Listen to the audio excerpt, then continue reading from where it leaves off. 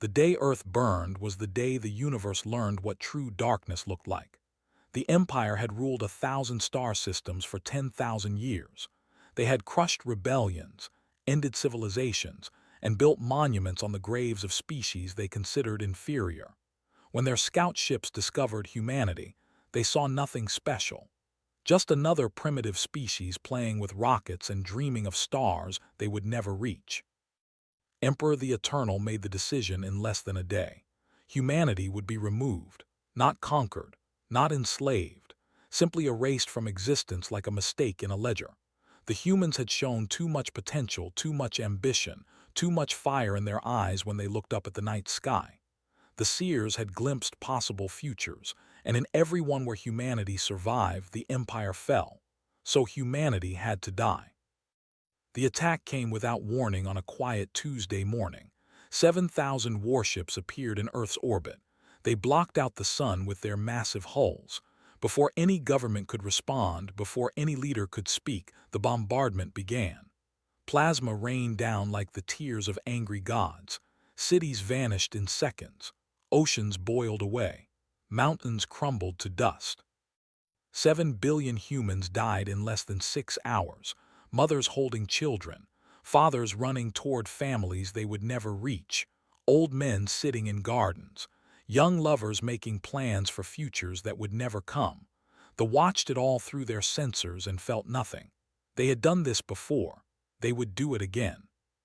But they made a mistake that day, a mistake that would cost them everything they had ever built. They did not kill everyone.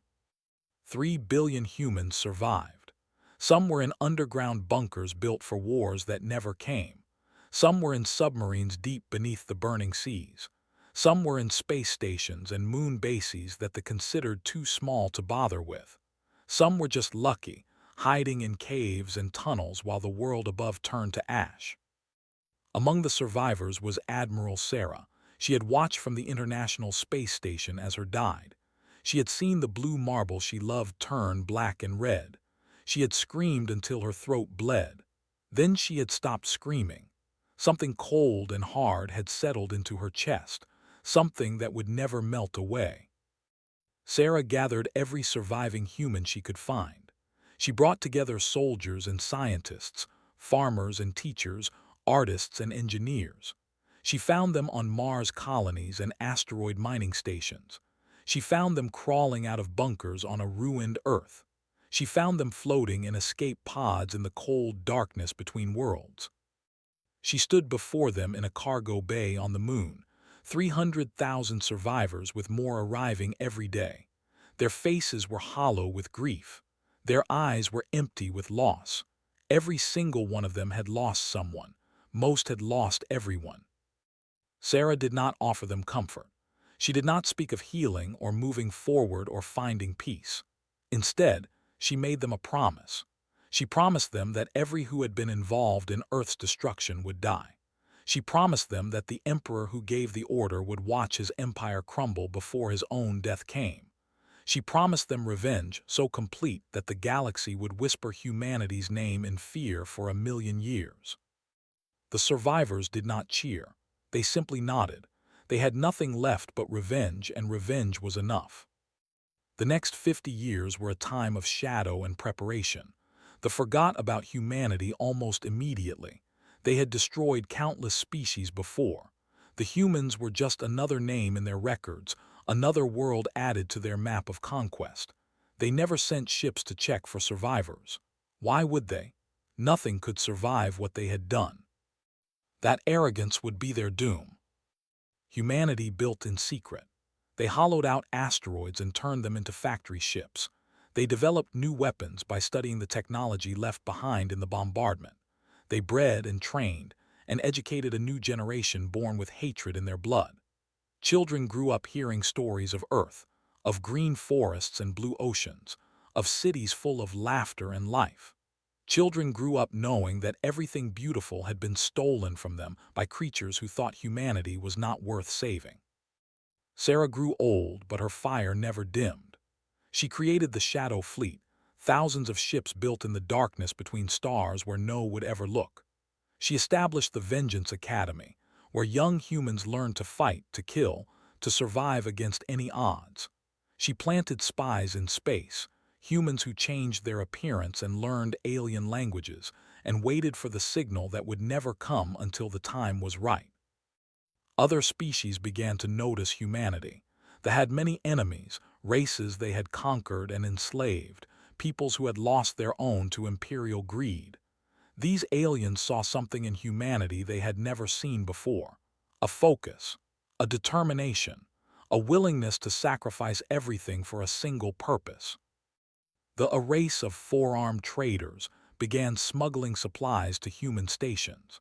The giant warriors who had lost half their population to conquest offered military training and intelligence.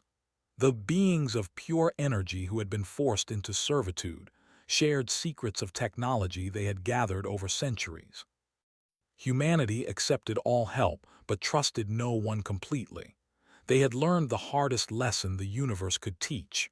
They had learned that mercy was weakness and trust was death. They would use their allies, but they would never depend on them. When Sarah was 93 years old, she gathered her commanders for the final time. She was dying, her body finally failing after decades of pushing it beyond all limits. But her mind was sharp, and her eyes still held that cold fire that had burned since the day Earth died. She unveiled the plan she had spent 50 years creating. It was beautiful in its simplicity and terrible in its scope. It would take 20 more years to complete. She would not live to see it, but she knew with absolute certainty that it would work.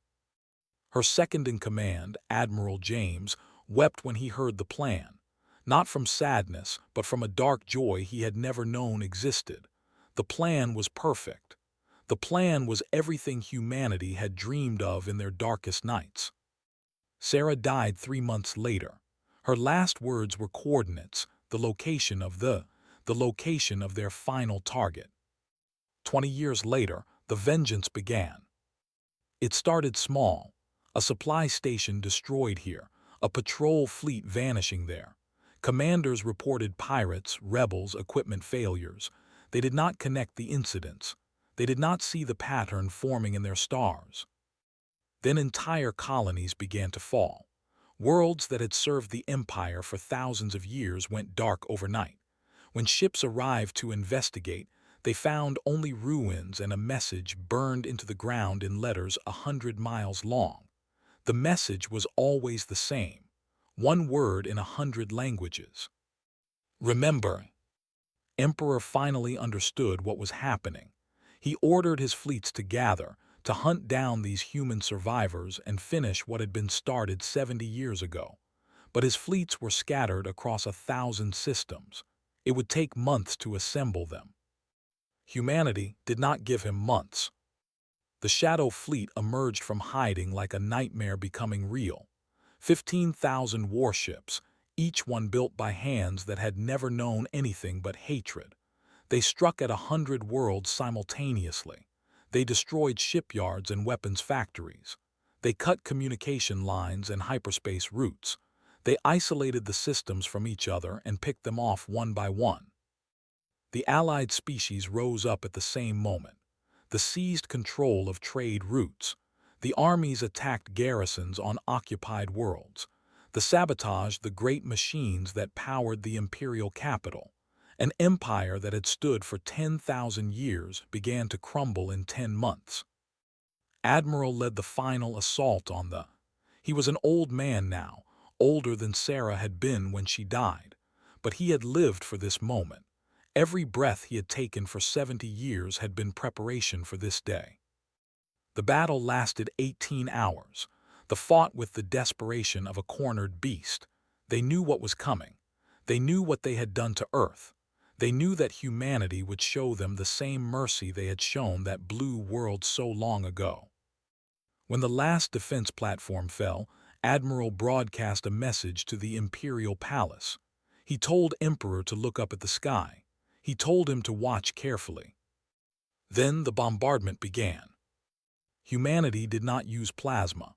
They used kinetic weapons, asteroids redirected from the outer system, falling like the hammers of ancient gods. Each impact was precisely calculated. Each strike destroyed exactly what it was meant to destroy.